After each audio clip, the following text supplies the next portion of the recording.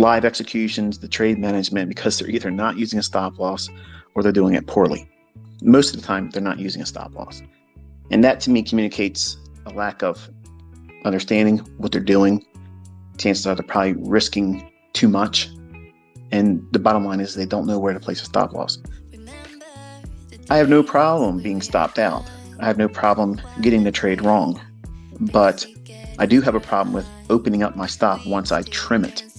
So if the stop has been reduced as the trade moves in my direction, I may be trailing that stop loss up closer to pair the total risk that would be open at the time of the entry before making the stop loss become either break even or locking in something for profit.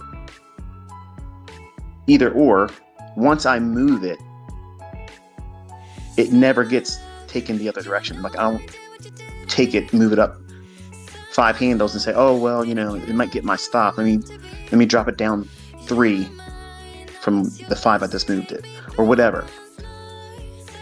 I commit myself to that. And that has helped me over the years frame a better understanding about where I want to move my stop, and it makes it more disciplined for me to adhere to a rule-based idea about not opening up risk once I've trimmed it down. And today, you watched an example from this morning, I moved my stop loss up. I have no regrets about it, even though the market did move up higher. I was unable to do anything in the afternoon. And I'm sure some of you are thinking, oh, he hit the reset button. What I'm showing, okay, because there's a lot of talkers out there that can't find profitability in their live streams. So instead of doing the Robbins Cup, how about finding profitability first, Vincent? And then we'll talk about Robbins. Second, Sam, join the Robbins Cup for real. I promise you, I'll do 25 times whatever you do. If I don't, I'll delete my YouTube channel. How's that? Is that straight enough forward for you? Now, with that out of the way, I promise you won't hear any more about it on this one, but you'll probably hear more of it later on over the weekend. It's going to be sleepless in Allen, Texas tonight.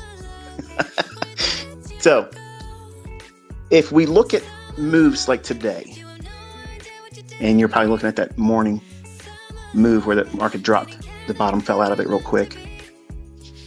That's a Judas swing, okay? And you can clearly see in my markup, the execution, I saw it as such. If you're zoomed in, okay, and this is going to go in the same thought process of the management of a stop loss, okay? When you're zooming in on your charts, and this is what I see a lot of the students, I don't know if they're trying to make sure they have a specific candle in the photograph or the screenshots, but they're zoomed in so close, you can't really measure what's going on.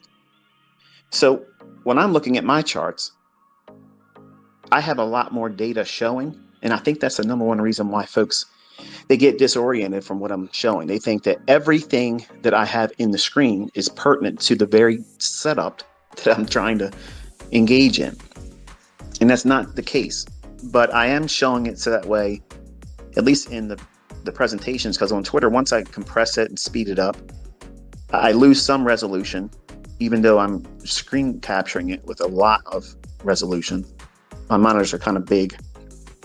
So when it goes into compression,